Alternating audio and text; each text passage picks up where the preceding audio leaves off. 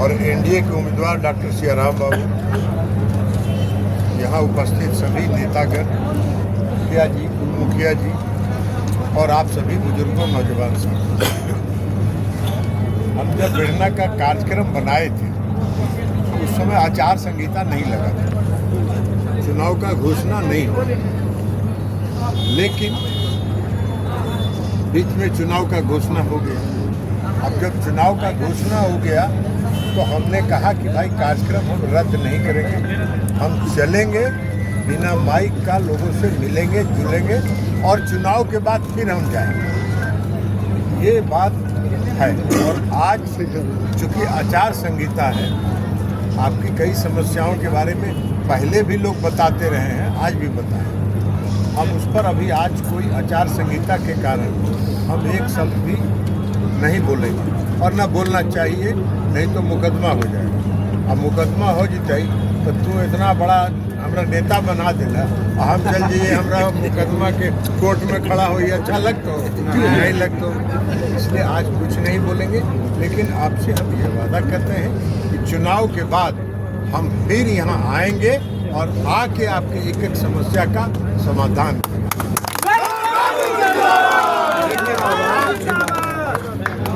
लेकिन अभी अब चुनाव का घोषणा हो गया है। डॉक्टर सियाराम बाबू भारतीय जनता पार्टी के और एनडीए समर्थित उम्मीदवार हैं। एनडीए में दो नेता हैं, एक देश के प्रधानमंत्री आदरणीय नरेंद्र मोदी, जो देश का मान सम्मान स्वाभिमान बढ़ा रहे हैं। उन्हीं के साथ काम करने का सौभाग्य मेरे जैसे व्यक्ति को भी मिला है और हम लोग काम करते हैं। तो हम लोगों ने जितना मोदी जी को एक साल में देखा है काम करते हुए, वो काम के अलावा किसी चीज में विश्वास नहीं करते। 24 घंटा में 19 घंटा काम करते हैं। और एक दिन वो बता रहे थे कि हम मात्र 24 घंटा में 3 घंटा सोते हैं, 21 घंटा हम काम करते हैं। तो ये काम करके आज उन्होंने पूरे देश का मान सम्मान और स्वाभिमान पूरे दुनिया में बढ़ाने का काम।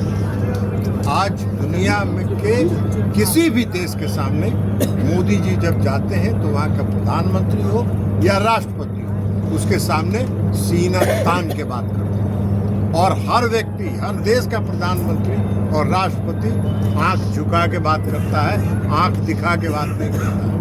इसके पहले भी सरकार लोग आंख दिखा के बात करते थे। हम लोग पार्लियामेंट में बहुत दिन से आप लोगों के आशीर्वाद से बहुत दिन रहने का सौभाग्य प्राप्त हुआ। दूसरे भी प्रधानमंत्री को हम लोगों ने देखा है, मिमियाते थे जाके कई देशों में, और मोदी जी किसी देश में मिमियाते नहीं हैं, चिघाड़ते हैं और कहते हैं कि देश के साथ, देश के हितों के साथ हम कोई समझौता नहीं करेंगे। तो ये हमारे नेता। दूसरे नेता मुख्यमंत्री नीतीश कुमार जी, जो आपके भी 5 टर्म आपके भी सांसद हैं। आप सब लोगों ने उनके काम करने के तरीका को देखा है, उनकी ईमानदार छवि को देखा है। नीतीश कुमार जी एनडीए के ऐसे मुख्यमंत्री जो एक लंबे समय तक देश के उच्च पदों पर भी रहे, रेल मंत्री रहे, भारत सरकार में कई विभाग के मंत्री रहे, बिहार में 20 साल से मुख्यमंत्री हैं।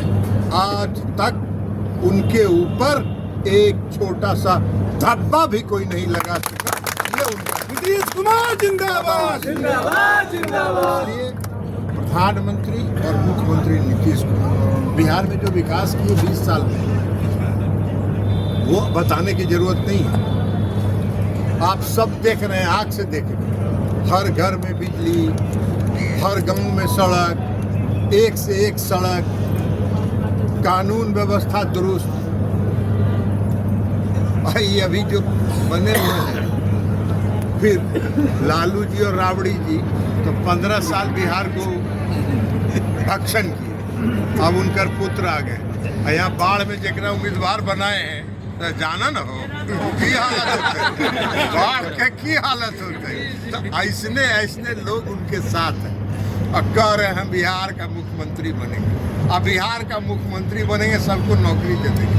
अरे तू तो नौकरी दियो हो यार, बाबूजी रेल मंत्री थे, जेकरा नौकरी दिए गरीब के वो सबके जमीन लिखवा लिए। अब अभी अदालत ले लिया संज्ञान, तो जमीन लिखवा के नौकरी दे रहे हैं। और यहाँ कह रहे हैं कि हम नौकरी दे देंगे। तो सबके नौकरी छीन लोगे यार, कहोगे कि जमीन लिखो, नहीं तो नौकरी से जाओ। नौकरी जमीन दोनों ये हाल है। ऐसे लोग बिहार की सत्ता में काबिज होने चाहिए। ऐसे लोग बिहार की सत्ता में बैठना चाहिए। जो 20 बरस से बिहार की जनता ने इनको खदेड़ के बाहर कर दिया, वो फिर बिहार को उसी राह पर ले जाना चाहिए। हम लोग याद रखें कि जब उनका माँ बाप पिता और माता का राज था, तो बिहार का कोई आदमी बिहार से बाहर जाता था और कहता था कि हम बिहार से आए हैं, लोग घृणा की नजर से देखते थे। आज कोई भी बिहारी किसी भी देश के और दुनिया के कोने में जाएगा, वो अगर कहेगा कि हम बिहारी हैं तो उसको सम्मान के साथ लोग देखते हैं। ये अंतर, इस अंतर में दो नेता हैं हमारे, प्रधानमंत्री नरेंद्र मोदी और बिहार के मुख्यमंत्री नीतीश कुमार। इन दोनों के नेतृत्व में एनडीए की गठबंधन की सरकार यहाँ चल रही है। तो इसलिए हम आप लोगों से आग्रह करने हैं कि 6 नवंबर को जो चुनाव हो रहा है, उसमें जिस तरह बेढ़ना के लोगों ने एक मुश्त होकर एक मत से मुझको वोट दिया था, उसी प्रकार एक मत होके डॉक्टर सियाराम बाबू को